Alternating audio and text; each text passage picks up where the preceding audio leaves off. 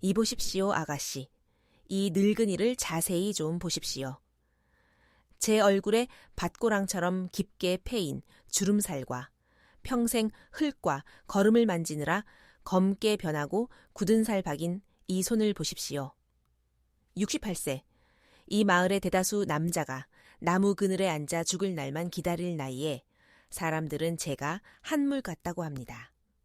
그들은 제 뒤에서 박노인에게서는 농약 냄새와 시큼한 흙 냄새만 날 뿐 생기라고는 찾아볼 수 없다고 수군거립니다. 하지만 정확히 2달 전, 저보다 무려 26살이나 어린 생명력이 넘치는 육감적인 여자가 제 발밑에 무릎을 꿇었습니다. 그녀는 진흙투성이인 제 다리를 껴안고 마치 제가 왕이라도 되는 양 냄새를 맡으며 젖은 눈으로 속삭였습니다. 박씨 아저씨, 어쩜 몸에서 이렇게 강렬한 산의 냄새가 나요. 저는 아저씨의 대를 이을 아들을 낳고 싶어요. 충격적이십니까? 비웃지 마십시오. 양평군 전체가 제가 늙어서 노망이 났다고 떠들썩합니다. 사람들은 박노인이 여우 같은 연예계 미약을 먹고 홀려서 평생 피땀 흘려 1군 20억 원짜리 사과 과수원을 웬 음탕한 과부에게 갖다 바치려 한다고 말합니다. 지난 10년 동안 저와 각방을 써온 아내는 저를 노망난 늙은 돼지라며 가문의 수치라고 고래고래 소리를 지릅니다. 서울에 있는 귀하신 아들놈은 분노와 유산을 잃을지도 모른다는 두려움에 목소리를 떨며 제가 양도 증서에 도장을 찍으면 부자의 연을 끊겠다고 협박 전화를 해댑니다. 그들은 경멸과 동정, 그리고 분노가 섞인 눈으로 저를 봅니다. 제가 애정에 굶주려 판단력이 흐려져서 싸구려, 성적 덫에 걸려든 불나방 같은 늙은이라고 생각하는 것입니다. 하지만 그들은 모릅니다. 그날 밤, 후끈거리는 고추 비닐하우스 안에서 김이 서린 유리창 너머로 사냥에 나선 것은 바로 저였습니다. 가장 달콤하고 잔인한 덫을 놓은 것은 다름 아닌 저였습니다. 그래서 오늘 저는 군에서 가장 고급스러운 식당의 특실에 앉아 3만 원짜리 특상 갈비탕을 즐기고 독한 소주를 마시며 저들이 제 앞에서 광대 노름을 하는 것을 여유롭게 지켜보고 있는 것입니다. 이 인생의 도박, 누가 호구이고 누가 승자인지는 막이 내려야 알 수 있습니다. 평생 땅만 파던 늙은 농부가 어떻게 이렇게 큰 판을 벌이게 되었는지 궁금하십니까? 왜 제가 그 과부에게 옷이 벗겨지고 이 늙은 몸을 애무받으면서도 저항하지 않았는지 궁금하십니까? 모든 일은 그날의 소나기 때문이 아니었습니다. 그것은 지난 10년 동안 제 집에서 눈물과 함께 삼켜야 했던 차가운 밥상과 짠 깍두기에서 시작되었습니다.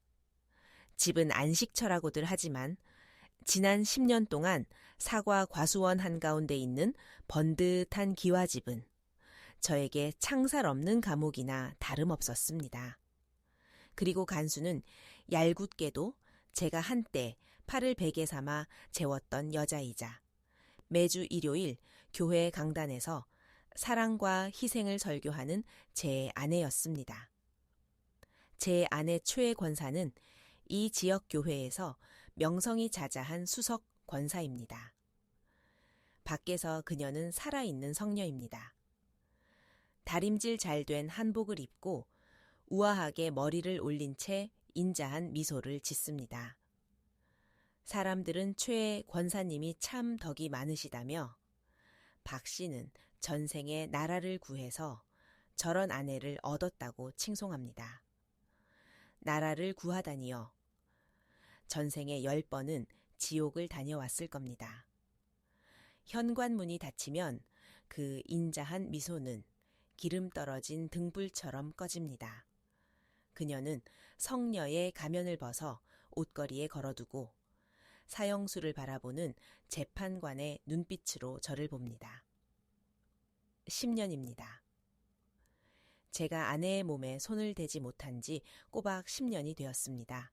제가 50대 중반, 풍년이 들어 힘이 넘칠 때 부엌에서 아내의 허리를 안으려 했던 그 운명의 밤을 기억합니다.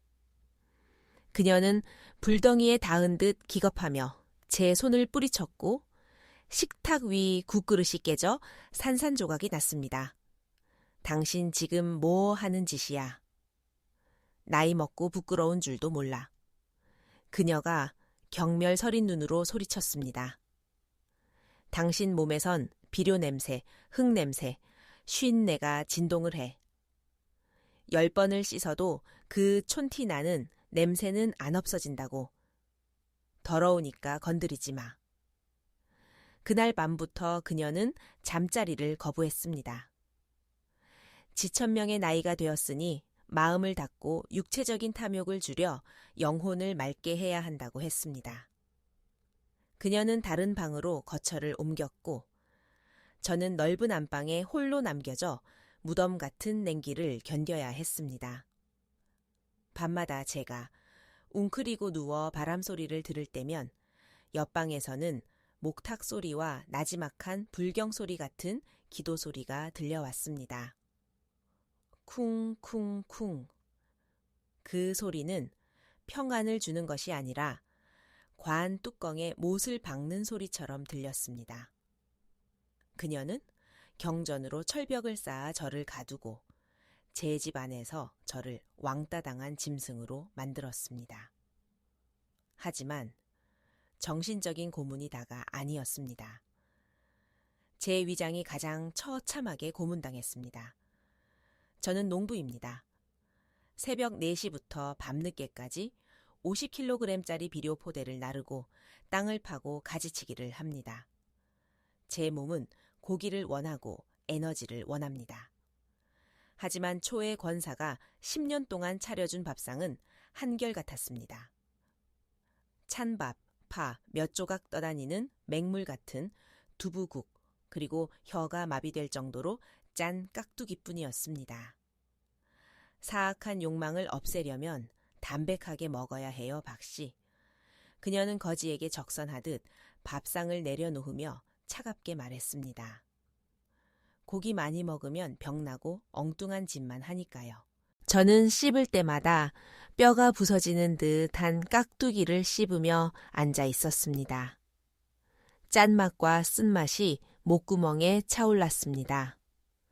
맑은 국과 마른 밥을 보며 저는 집 지키는 개만도 못하다고 느꼈습니다. 개는 고기가 붙은 뼈라도 얻어먹습니다.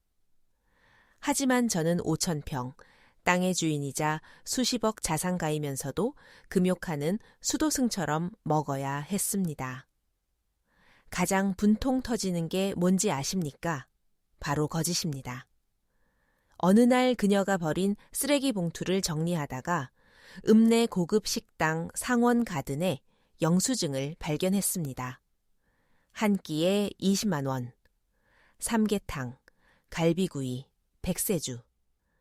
알고 보니 맑은 영혼을 위한 기도회가 끝나면 신도들과 몰려가서 산의 진미로 몸보신을 했던 겁니다. 그녀는 그 맛있는 것들로 배를 채우고 집에 와서는 저에게 깍두기 접시와 도덕 설교를 던져주었습니다. 제 외로움은 집안의 자랑이라던 외동아들 때문에 더 깊어졌습니다. 서울에 사는 녀석. 듣기엔 그럴싸합니다. 박노인 아들이 서울에서 일한다니까요. 하지만 사실 녀석은 백수의 허세만 가득 차서 아버지를 걸어 다니는 현금 지급기로 알았습니다. 전화벨이 울리고 녀석의 이름이 뜨면 심장이 뛰는 게 아니라 걱정으로 조여들었습니다. 아버지, 200만 원만 보내주세요. 친구랑 사업하기로 했어요. 아버지, 차 바꿔야 해요. 똥차 타고 다니면 여자친구한테 창피해요. 식사는 하셨냐, 허리는 안 아프냐는 말은 한마디도 없었습니다. 지난 추석에 내려왔을 때 녀석은 번쩍거리는 렌터카에서 내려 이탈리아제 구두를 신고 제 과수원을 경멸하듯 바라보았습니다. 고추밭에 물 주는 걸 좀 거들어 달라고 하자 녀석은 옷을 털며 인상을 썼습니다. 아유, 아버지, 저는 지식인이라 이런 더러운 건 못 만져요. 돈 아끼지 말고 사람 쓰세요. 늙어서 죽을 때 싸 짊어지고 갈 것도 아니잖아요. 그 말은 마지막 남은 정마저 끊어놓는 칼날 같았습니다. 아내와 아들에게 저는 가장이나 아버지가 아니었습니다. 늙은 소였습니다. 죽을 때까지 돈을 갈아 넣다가 쓰러지면 살코기를 발라 나눠 가질 가엾은 소일 뿐이었습니다.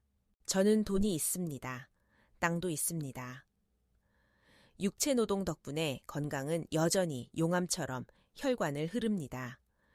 근육은 단단하고 가슴은 넓습니다. 하지만 저는 유령처럼 살았습니다. 매일 밤 어두운 천장을 보며 옆방의 기도 소리를 들을 때면 자문했습니다. 박씨야, 너 뭐 하러 사냐? 이렇게 죽어갈 거냐? 너도 사내인데. 억눌린 분노가 거대한 용수철처럼 압축되었습니다. 저는 굶주렸습니다. 단지 선경만이 아니었습니다. 다정한 말 한마디, 고기가 들어간 따뜻한 밥 냄새, 어깨를 만져주며 고생했다고 말해주는 부드러운 손길이 사무치게 그리웠습니다. 그리고 제 영혼이 가뭄의 논바닥처럼 갈라졌을 때 복희라는 이름의 소나기가 내렸습니다. 죽을 듯한 향기를 품은 비였습니다. 고인 물처럼 따분하던 제 인생에 파도가 치기 시작한 것은 과수원 옆 쓰러져 가던 빈집의 새 주인이 온 날부터였습니다. 그녀는 복희였습니다. 42세의 과부. 도시 여자들이라면 여전히 화장하고 도도할 나이지만 복희는 달랐습니다. 그녀는 늦게 익어 터지기 직전의 과일처럼 농염하고 노골적이며 유혹적이었습니다. 그녀는 풍만했고 꽉 끼는 싸구려 옷 사이로 하얀 살결이 터져 나올 듯 했습니다. 제 아내가 회색벽이라면 복희는 소똥밭에 핀 화려한 야생화였습니다. 아내는 1년 내내 무채색 옷을 입고 고양이처럼 조용히 다니며 향 냄새와 묵은 종이 냄새를 풍겼습니다. 하지만 복희는 화려한 꽃무늬 바지를 입고 가슴골이 회연히 보이는 티셔츠를 입었습니다. 가는 곳마다 그녀의 웃음소리와 진한 냄새가 퍼졌습니다. 그것은 기묘한 냄새였습니다. 시장통에서 파는 싸구려 향수 냄새와 여자의 시큼한 땀 냄새, 그리고 음식 냄새가 섞여 있었습니다. 애네에게는 천박하고 더러운 냄새였겠지만 10년 동안 여자 냄새에 굶주린 제 코에는 강력한 마취제였습니다. 바람결의 그 향기가 담장을 넘어올 때마다 제 신경이 깨어나고 피가 끓었습니다. 유혹의 절정은 눈빛이 아니라 위장에서 시작되었습니다. 6월의 어느 뜨거운 대낮, 밭을 메고 있는데 그늘이 드리워졌습니다. 땀이 비 오듯 쏟아지고 배는 고픈데 집에 가서 먹을 깍두기 생각에 한숨만 나오던 차였습니다.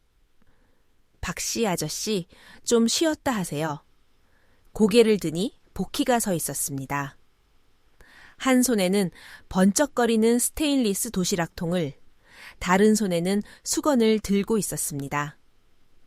햇살이 그녀의 얇은 옷을 관통하여 제 아내에게서는 볼 수 없던 풍만한 굴곡을 비추었습니다. 어제부터 푹 고운 꼬리곰탕이에요. 아저씨 너무 고생하시는 것 같아서 기운 내시라고 한 그릇 가져왔어요. 사양하지 마세요. 꼬리곰탕이라니. 귀가 멍해졌습니다. 아내가 기름기 많다며 절대 해주지 않던 그 음식이었습니다.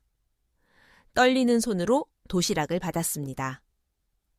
뚜껑을 열자 하얀 김과 함께 고소한 소고기 냄새, 인삼 냄새, 대추 냄새가 코를 찔렀습니다. 우유처럼 뽀얀 국물 속에 큼직한 꼬리 고기가 보였습니다. 풀밭에 주저앉아 국물을 한 모금 마셨습니다. 세상에, 진하고 달콤한 맛이 입안을 감돌고 식도로 넘어가 굶주린 위장을 따뜻하게 감싸주었습니다. 고기를 한 입 베어 물자, 근육과 살이 입안에서 녹아내렸습니다. 저는 걸신 들린 듯 먹어치웠습니다. 체면도 있고 국물이 입가에 묻든 말든 먹었습니다.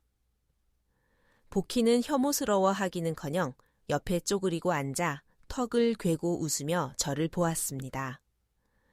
쪼그리고 앉은 자세 때문에 깊게 파인 옷깃 사이로 하얀 가슴골이 훤히 보였습니다. 국물 한 방울까지 다 마시고 그릇을 내려놓으며 만족스런 숨을 내쉬자 복희가 몸을 기울였습니다. 따뜻하고 부드러운 손이 제 이마에 닿았습니다. 그녀는 손수건으로 제 관자놀이에 땀을 닦아주었습니다. 콧망울에 모공이 보일 정도로 가까웠고 그 진한 냄새가 폐 속으로 밀려들어 왔습니다. 어머, 아저씨는 식사도 잘하시고 정말 호랑이나 곰처럼 힘이 장사시네요.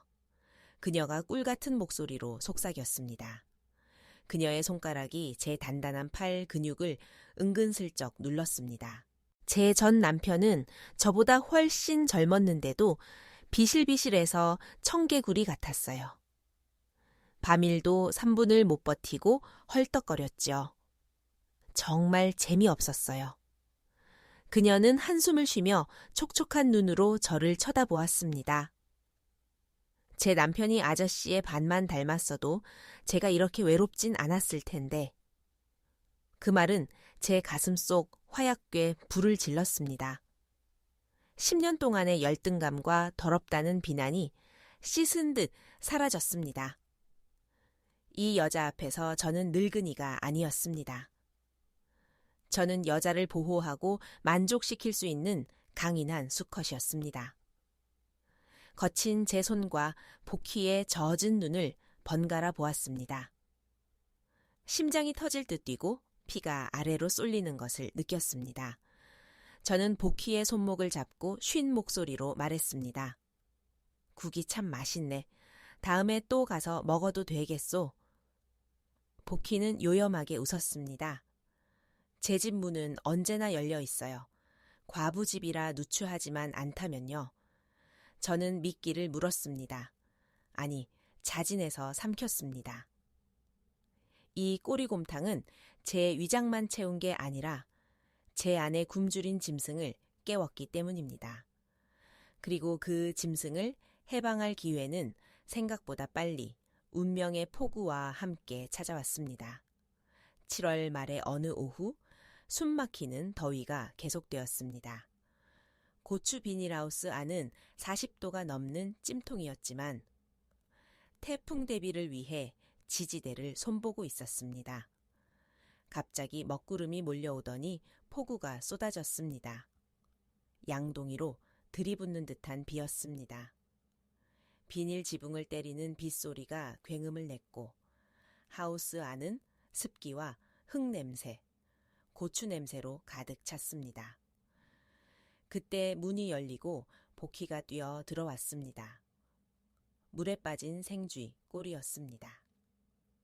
빗물이 머리카락을 타고 흘러내렸고 얇은 티셔츠가 젖어 몸에 달라붙자 붉은 속옷과 가슴의 윤곽이 적나라하게 드러났습니다. 아저씨, 비가 너무 많이 와요. 천둥 소리가 너무 무서워요. 복희가 소리를 지르며 떨었습니다. 그때 천둥이 쳤습니다. 복희는 비명을 지르며 제 품으로 파고들었습니다. 저를 꽉 껴안고 가슴에 얼굴을 묻었습니다. 제 몸이 굳었습니다. 하지만 곧 모든 감각이 깨어났습니다. 그녀의 풍만하고 젖은 몸이 흙투성이 작업복을 입은 제 몸에 밀착되었습니다. 가슴의 탄력과 뜨거운 천이 느껴졌습니다. 비닐하우스의 열기 때문에 그녀의 냄새가 더욱 강렬하게 피어올라 저를 취하게 했습니다. 밀어내야 했지만 제 손은 멈추었습니다. 그리고 천천히 그녀의 떨리는 등을 감싸 안았습니다. 괜찮아, 내가 있네. 보키가 고개를 들었습니다. 젖은 속눈썹과 붉은 입술이 보였습니다. 그녀는 제 허리를 더 꽉 안으며 손으로 제 등과 팔 근육을 더듬었습니다. 아저씨 몸이 숯덩이처럼 뜨거워요. 제 남편과 달리 근육도 엄청나네요. 왜 사모님은 이런 남자를 굶겼을까요? 저라면 절대로 아저씨를 혼자 재우지 않을 텐데. 그 말이 이성을 마비시켰습니다. 10년의 억압이 폭발했습니다. 늙은 게 싫지 않냐고 묻자 그녀는 제 귀에 속삭였습니다. 늙은 생강이 더 맵잖아요, 박씨 아저씨. 저는 큰 나무 그늘이 좋아요. 애송이들은 아저씨처럼 여자를 기쁘게 할 줄 모르거든요. 그녀가 먼저 키스했습니다. 저는 짐승처럼 으르렁거리며 그녀를 들어 올려 비료 포대 위에 눕혔습니다. 흙 냄새와 빗소리 속에서 우리는 엉켰습니다.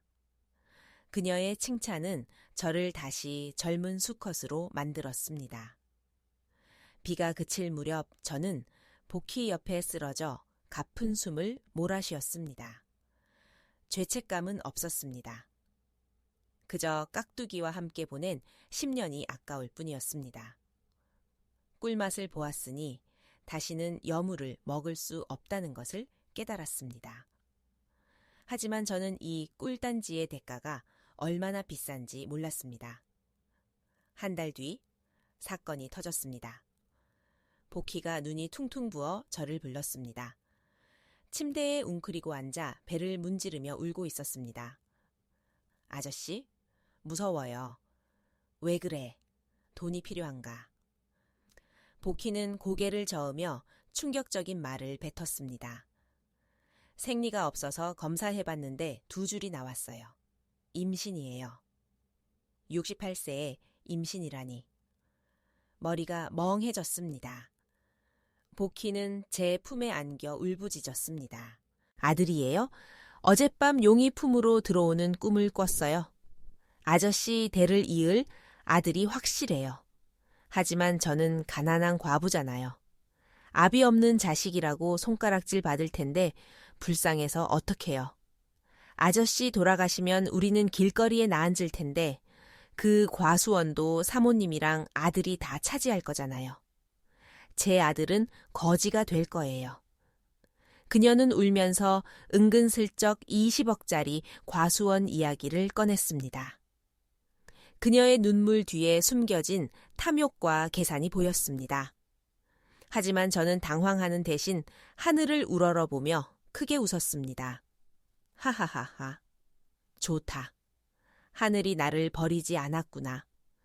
저는 가슴을 치며 말했습니다. 보키야 걱정 마라. 내 자식은 왕자처럼 살게 해주마. 저는 집으로 돌아갔습니다. 아내는 여느 때처럼 두부국과 깍두기 밥상을 차려놓고 쳐다보지도 않았습니다. 어디 가서 실실거리고 다녀. 빨리 밥 먹어. 나 교회 가야 해. 저는 밥상을 보았습니다. 3육 50일 동안 먹어온 쓰레기였습니다. 밥? 개한테 주는 밥 말인가. 저는 고함을 지르며 밥상을 뒤집어 엎었습니다. 그릇이 깨지고 국물이 사방으로 튀었습니다.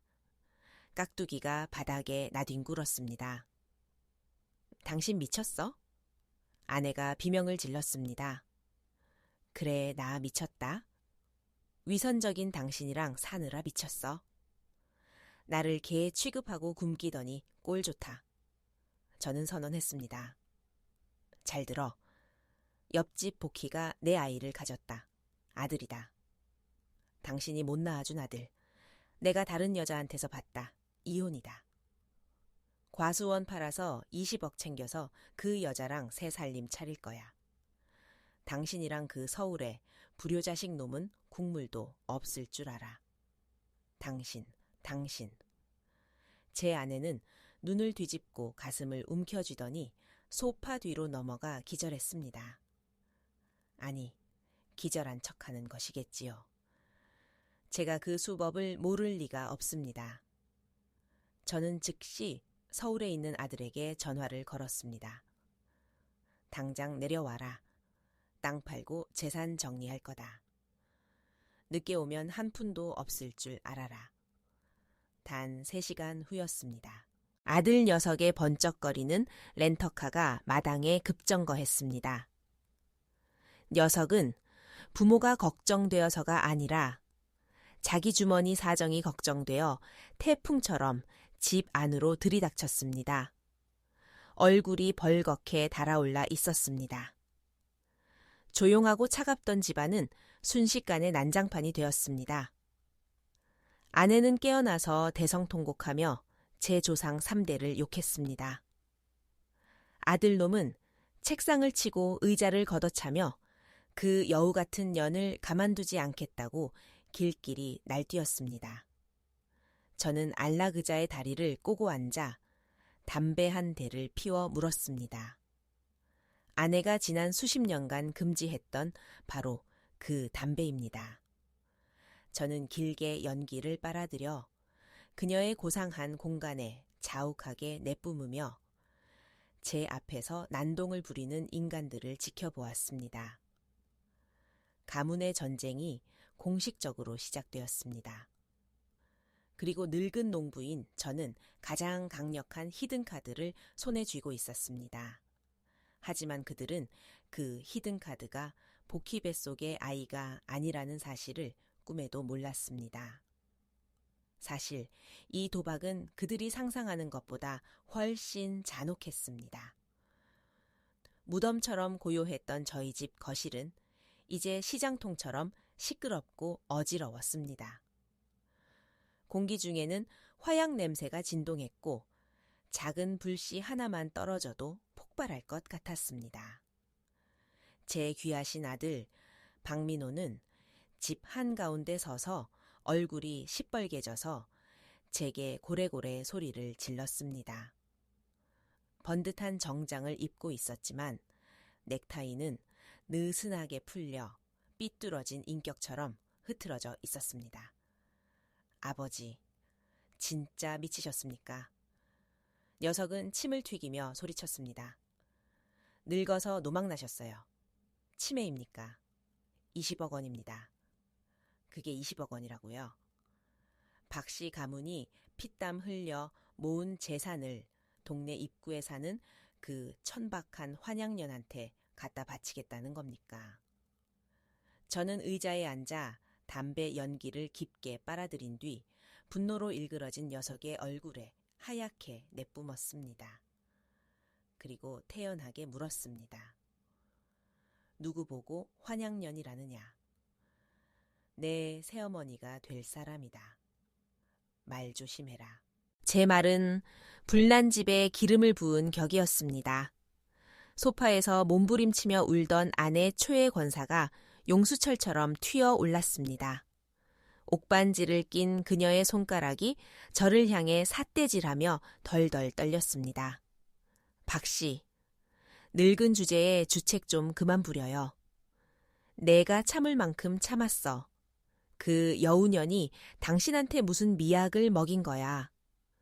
그 여자가 얼마나 해프기로 소문난 여자인지 온 동네가 다 아는데 당신은 그 뱃속의 애가 당신 애라고 생각해요. 꿈 깨세요. 당신은 이미 늙어 빠진 송장이야. 무슨 힘이 있어서 임신을 시켜. 저는 입꼬리를 올려 비웃었습니다. 드디어 그들이 마음속에 담아두었던 진심을 토해내는군요.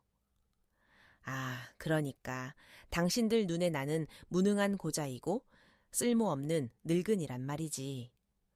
저는 일어나서 천천히 아내 쪽으로 걸어갔습니다. 당신은 나보고 늙었다, 냄새난다며 10년 동안 잠자리를 거부했지. 하지만 복희는 달라. 그녀는 내가 건강하다고 칭찬해. 나를 필요로 해. 그리고 무엇보다 나를 위해 아들을 낳아줬어. 아들 민호가 달려들어 제 앞을 가로막았습니다. 아버지를 보는 눈빛이 아니라 파산 직전의 채무자를 보는 채권자의 눈빛이었습니다. 아버지, 그놈의 대를 잇는다는 촌스러운 소리 좀 집어치우세요. 지금이 어느 시대입니까? 제가 분명히 말씀드리는데 소송할 겁니다. 정신과 의사를 불러서 아버지 정신감정 받게 할 거예요. 아버지가 법적 무능력자라는 걸 증명해서 모든 토지 거래를 무효로 만들 거라고요. 이 집에서 단돈 1원도 못 가지고 나갑니다. 심장이 덜컥 내려앉는 듯 아팠습니다. 나를 정신병동에 쳐넣겠다고. 흙바닥에 얼굴을 박고 등을 하늘에 맡긴 채 일해서 키우고 공부시키고 집 사주고 차 사준 아들이 이제 재산을 뺏으려고 나를 미치광이 취급하겠다고 합니다. 가족이라는 것의 적나라한 실체가 제 눈앞에 드러났습니다. 늙은 사과나무 껍질보다 더 흉측하고 적나라했습니다.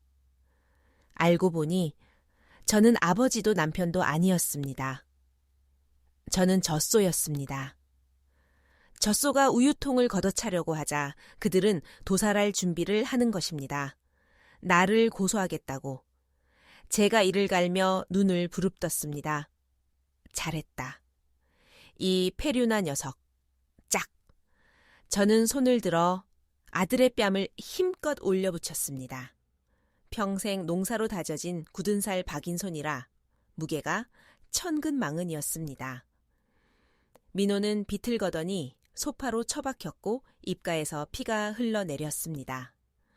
방 안이 찬물을 끼얹은 듯 조용해졌습니다. 아내는 입을 딱 벌리고 저를 괴물 보듯 쳐다보았습니다. 민호는 뺨을 감싸쥐고 순박하던 시골 노인네가 감히 손을 댔다는 사실을 믿을 수 없다는 듯 멍하니 있었습니다. 잘 들어라. 저는 녀석의 얼굴에 삿대질하며 한겨울 칼바람처럼 차갑게 말했습니다.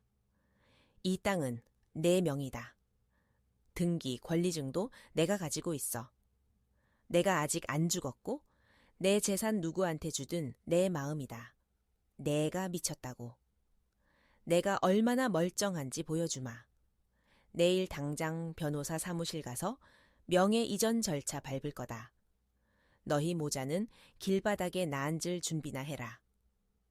당신, 감히 우리를 쫓아내겠다는 거야.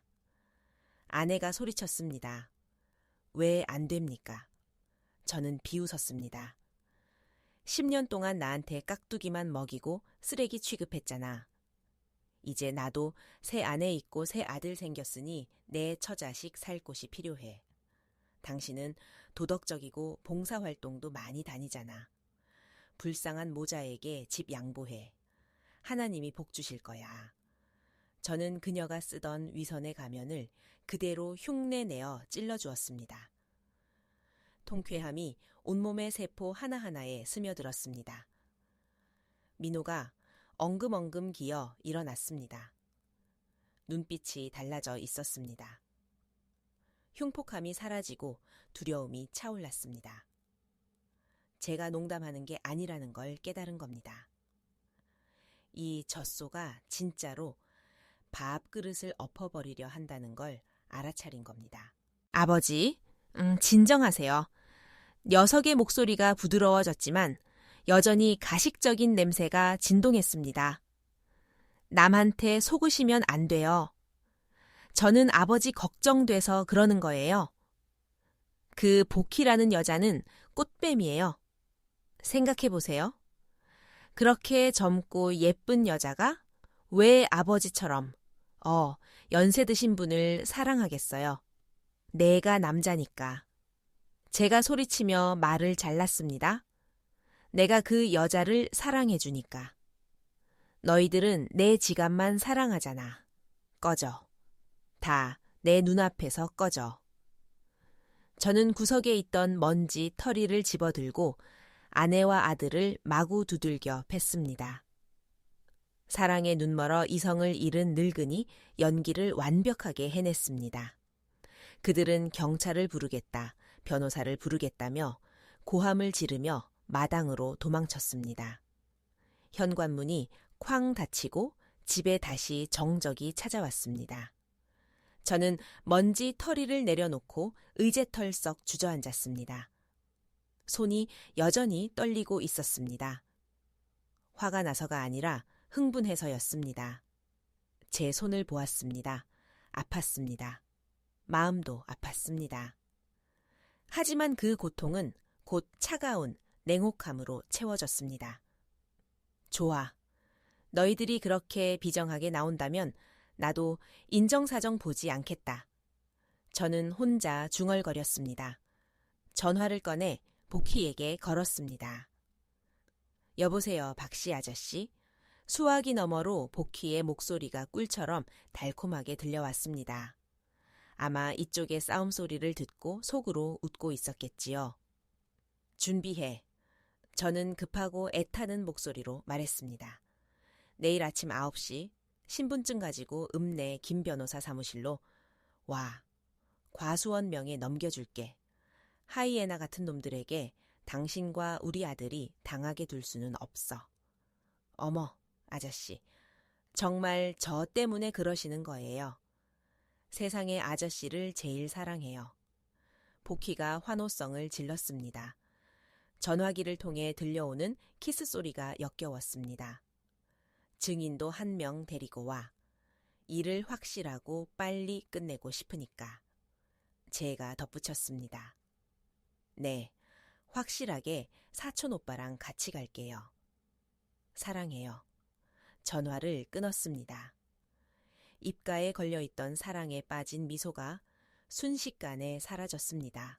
일어나서 침실로 들어갔습니다. 옷장 깊숙한 곳에 있는 낡은 금고를 열었습니다. 등기 권리증이 아니라 금고 바닥에 30년 동안 잠자고 있던 누렇게 변색된 서류 봉투 하나를 꺼냈습니다. 봉투를 손에 들고 희미해진 병원 이름을 손가락으로 쓸어보았습니다. 이것이 저의 비밀 무기입니다. 저들의 탐욕에 내리는 사형 선고입니다. 내일 변호사 사무실에서 열리는 것은 약혼식도 아니고 재산 양도식도 아닙니다. 그것은 재판이 될 것입니다. 그리고 재판관은 바로 저, 모두가 바보라고 생각했던 사과 농사꾼 박 씨입니다. 이제 이 연극에 막을 내릴 때가 되었습니다. 다음 날 아침 9시, 양편급 김 변호사 사무실. 방 안의 공기가 차가운 것은 에어컨 때문이 아니라 이곳에 모인 사람들에게서 뿜어져 나오는 극도의 긴장감 때문이었습니다. 갓 인쇄된 서류 냄새, 복희의 진한 싸구려, 향수 냄새, 그리고 두려움에서 나오는 시큼한 땀 냄새가 섞여 숨 막히는 공기를 만들었습니다. 저는 중앙에 앉아 있었습니다. 아들 결혼식 때 입었던 낡은 양복을 입고 김 변호사가 건넨 금도금 만년필을 만지작거렸습니다. 제 바로 옆에는 복희가 딱 달라붙어 앉아 있었습니다. 오늘 그녀는 순백의 인부복을 입고 현모양처인 척 내숭을 떨고 있었지만 테이블 위에 놓인 토지 양도 서류를 힐끔거리는 눈빛이 모든 것을 말해주고 있었습니다. 그녀 뒤에는 험상궂게 생긴 피부가 검고 팔에 문신이 가득한 사내가 팔짱을 끼고 서 있었습니다. 복희가 시골에서 올라온 증인인 사촌 오빠라고 소개한 놈입니다. 사촌 오빠는 개뿔. 그놈이 복희 어깨에 손을 올리는 소유욕 가득한 모습을 보니 그녀의 진짜 기둥서방이라는 것을 단번에 알 수 있었습니다. 그리고 반대편 문가에는 제 아내와 아들이 있었습니다. 그들은 전례 없이 비참해 보였습니다. 교회의 권력자였던 초의 권사는 머리가 헝클어지고 눈이 퉁퉁 부은 채 문틀을 붙잡고 쓰러질 듯 서 있었습니다. 민호는 얼굴이 창백해져서 에어컨이 빵빵한데도 비 오듯 땀을 흘리고 있었습니다. 그는 절망적인 눈으로 저를 애원하듯 쳐다보았습니다. 아버지, 제발요. 민호가 기어들어가는 목소리로 말했습니다. 사인하지 마세요. 할아버지가 남겨주신 유산이잖아요. 닥쳐라. 저는 책상을 내리치며 소리쳤습니다. 난 너 같은 불효자식 둔 적 없다. 내 눈앞에서 사라져. 복희가 급히 제 가슴을 쓸어내리며 달콤하게 말했습니다. 여보, 화내지 마세요. 혈압 올라요. 얼른 사인하고 집에 가요.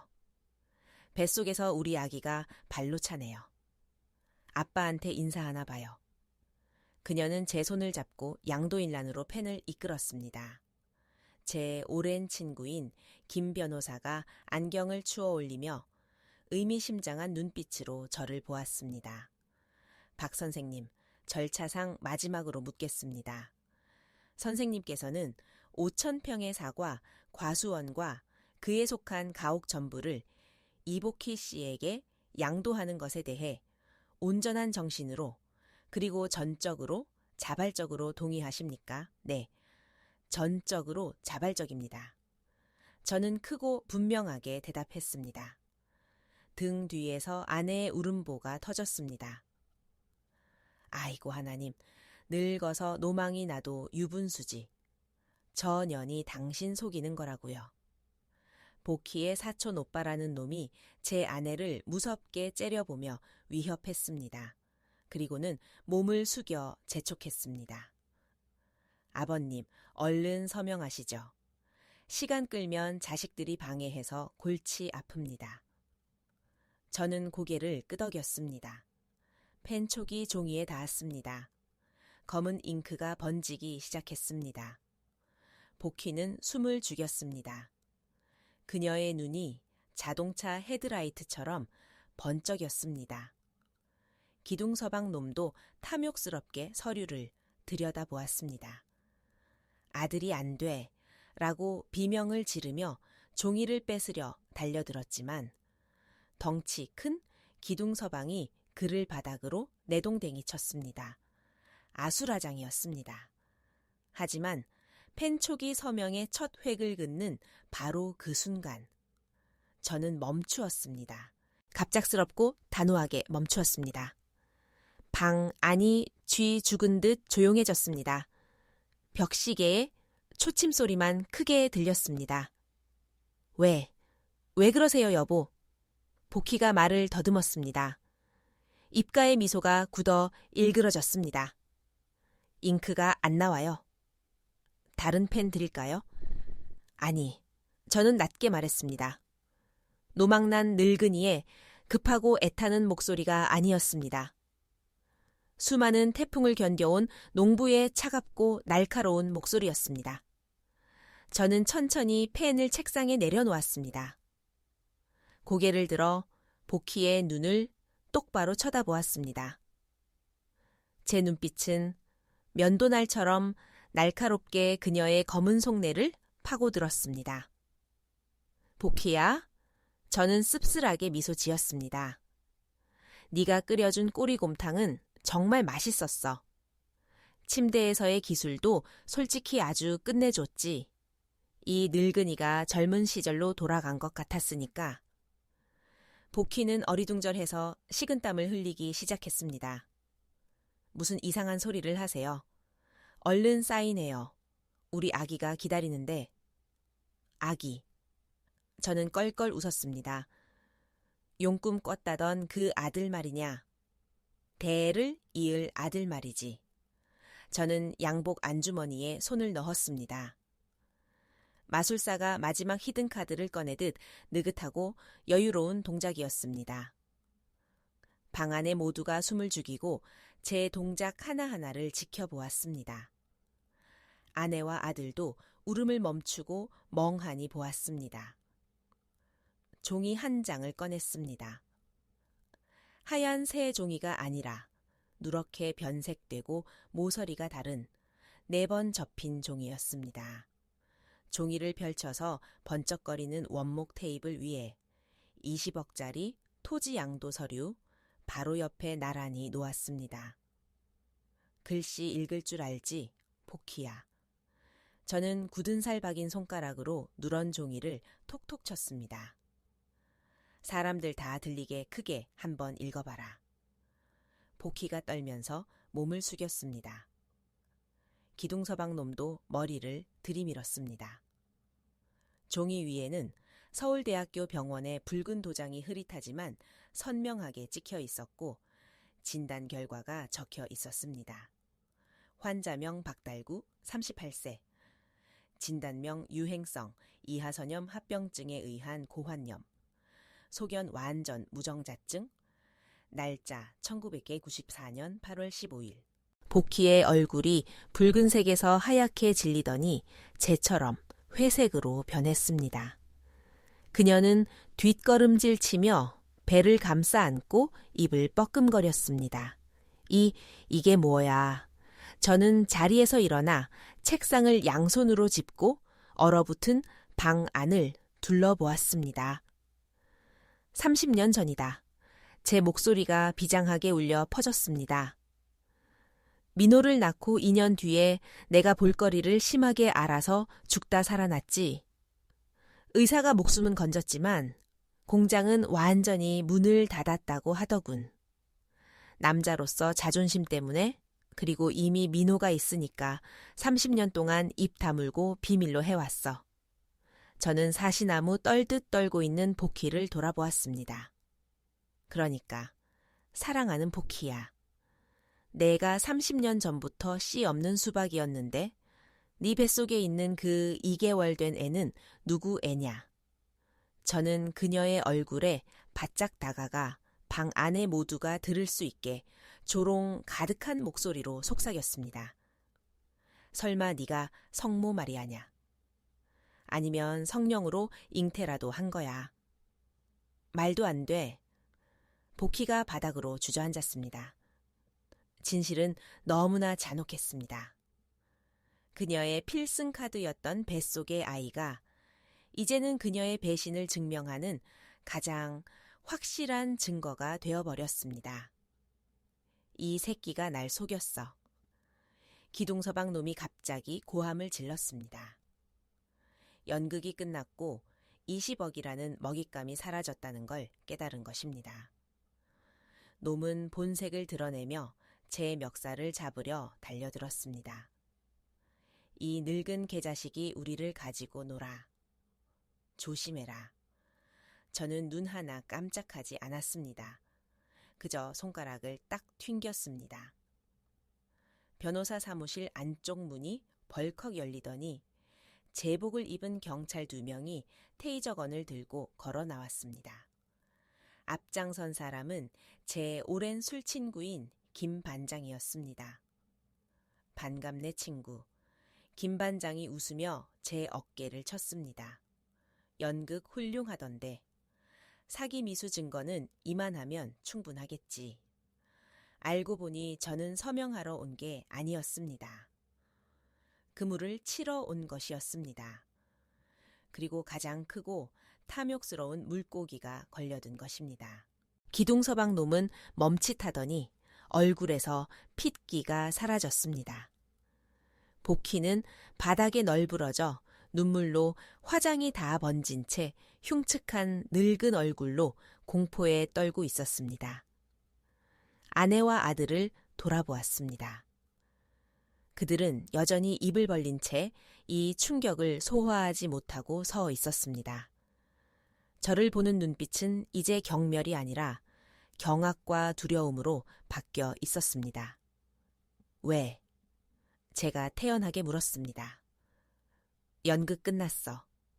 당신이랑 민호 할 말 있어. 아니면 내가 복희한테 태교 여행비라도 줘야 하나. 철커덕 차가운 수갑 소리가 나며 기둥서방의 손이 결박되었습니다. 놈은 발버둥치며 욕설을 퍼부었지만 건장한 경찰들 앞에서는 도마 위에 생선일 뿐이었습니다. 복희는 저항할 힘도 없었습니다. 그녀는 바닥에서 걸레 조각처럼 구겨져 콧물 눈물을 흘리며 계속 중얼거렸습니다. 아저씨 용서해 주세요. 제가 미쳤었어요. 한 번만 봐주세요. 저는 그녀를 내려다 보았습니다. 비닐하우스에서 저를 홀렸던 그 요염하고 생기 넘치던 여자는 온데간데 없고 탐욕스럽고 비참한 중년 여인만 남아 있었습니다. 미쳤었다고. 제가 비웃으며 타다 만 담배에 다시 불을 붙였습니다. 넌 미친 게 아니야, 복희야. 넌 아주 똑똑했어. 사냥개가 토끼 냄새 맡듯이 외로운 늙은이한테서 돈 냄새를 아주 잘 맡았지. 저는 여전히 석상처럼 굳어있는 아내와 아들을 향해 돌아섰습니다. 그들에게는 설명이 필요했습니다. 가장 적나라한 진실을 들려줄 차례였습니다. 다들 내가 늙어서 노망나서 저 여자한테 조종당한다고 생각했지. 제가 담배 연기를 천천히 내뿜으며 말했습니다. 사실 복희가 이사오고 3일째 되던 날부터 나는 저 여자가 어떤 인간인지 이미 알고 있었어. 아, 아버지가 아셨다고요? 민호가 더듬거렸습니다. 그래. 그날 오후에 뒷마당 스프링클러를 점검하러 갔다가 물탱크 뒤에서 복희랑 이 기둥서방 놈이 서로 껴안고 키스하는 걸 봤거든. 놈이 복희 엉덩이를 찰싹 때리면서 그러더군. 그 늙은이 잘 좀 구워 삶아봐. 이번 건수 터지면 평생 놀고 먹을 수 있어. 방 안의 사람들이 경악하며 숨을 들이켰습니다. 아내가 입을 틀어 막았습니다. 당신은 알면서. 저 년이 사기꾼인 줄 알고 딴 놈 있는 줄 알면서도 당신은 불나방처럼 달려들었다 그 말이지. 제가 말을 자르며 씁쓸하게 내뱉었습니다. 이것은 승리자로서의 선언이 아니라 나약한 한 수컷의 고백이었습니다. 그래, 그 꼬리곰탕이 미끼인 줄 뻔히 알았어.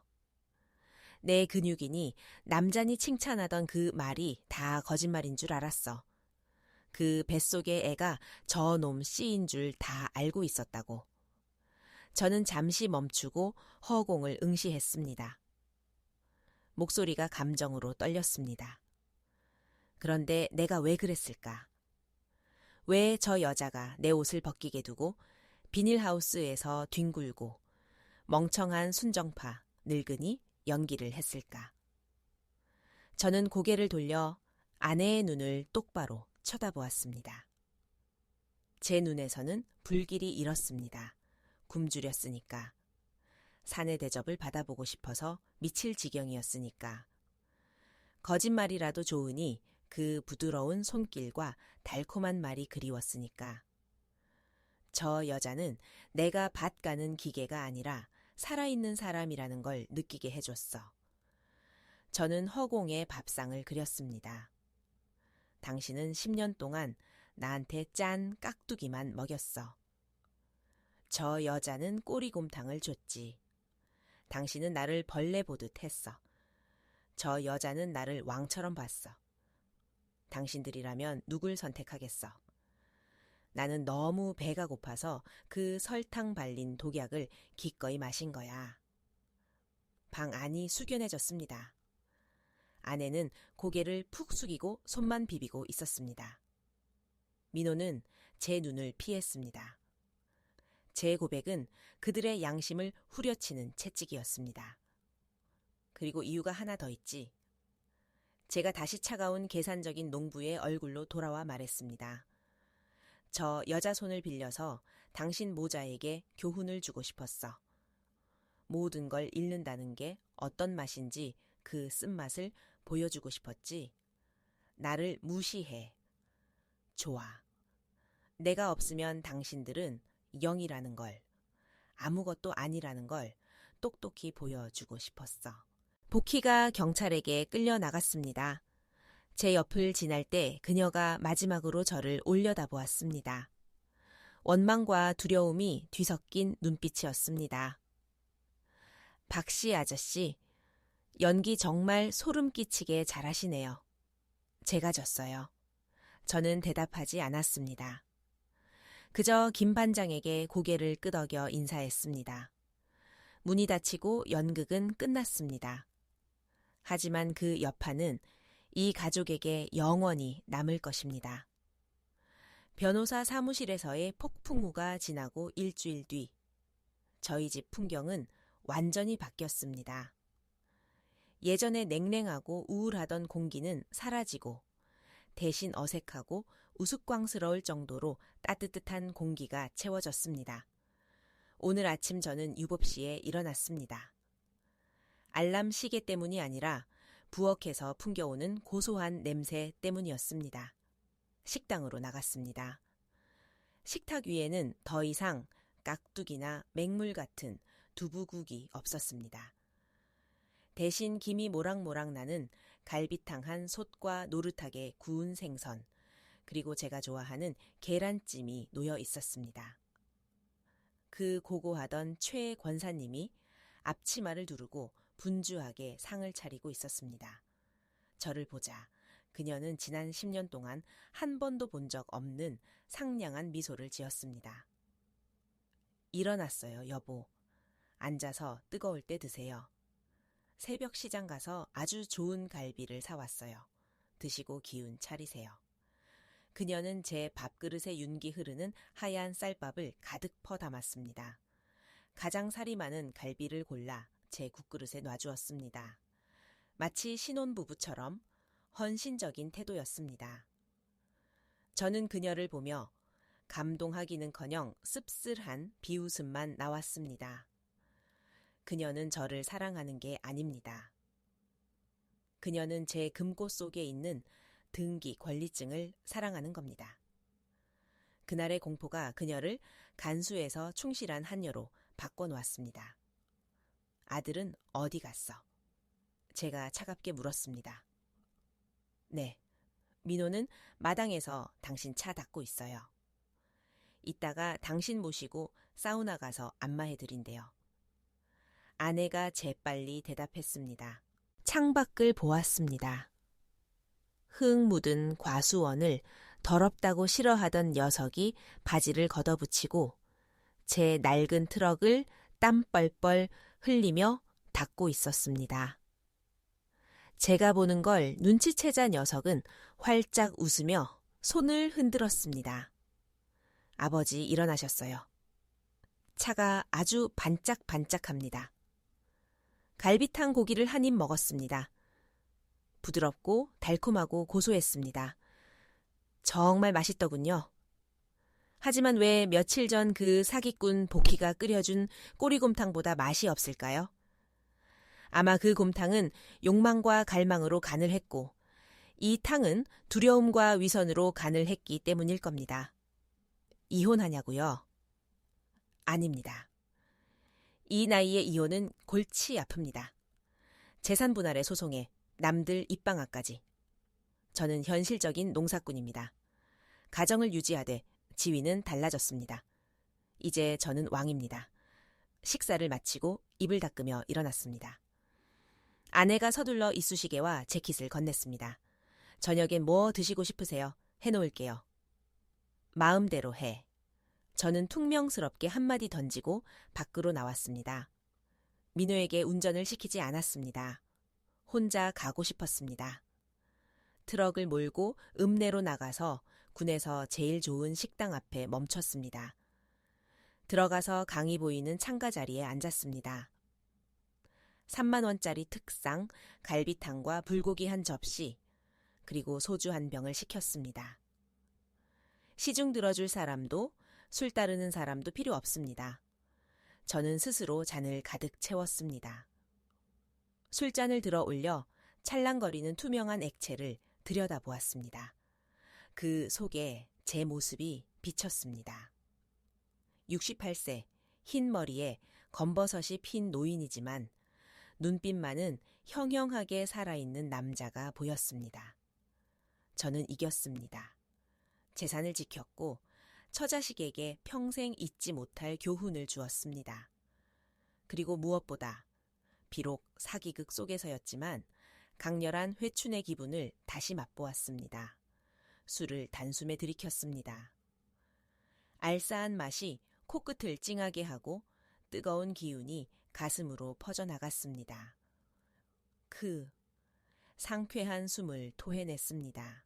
불고기를 크게 집어 쌈장에 듬뿍 찍어 입에 넣고 우적우적 씹었습니다. 맛있었습니다. 자유야말로 세상에서 가장 맛있는 조미료입니다.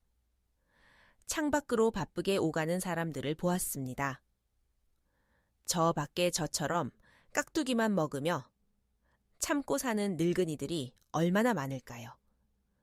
편견이 무서워 여자의 온기를 그리워만 하는 사람이 얼마나 될까요? 제 늙은 친구들이여, 저를 보십시오. 여자는 사랑해야 하지만 돈은 목숨 걸고 지켜야 합니다. 공짜 곰탕은 믿지 마십시오. 그 대가는 전 재산일 수 있습니다. 하지만 그렇다고 거북이처럼 움츠러들어 살지도 마십시오. 늙은 소라도 도살장에 끌려갈 것 같으면 들이받아야 합니다. 아주 세게 들이받아서 누가 진짜 외양간의 주인인지 보여줘야 합니다. 저는 죽음의 문턱 같았던 연애 사건에서 살아남은 교활한 늙은이의 미소를 지으며 혼자 웃었습니다. 자, 이 아이러니한 인생을 위하여 건배.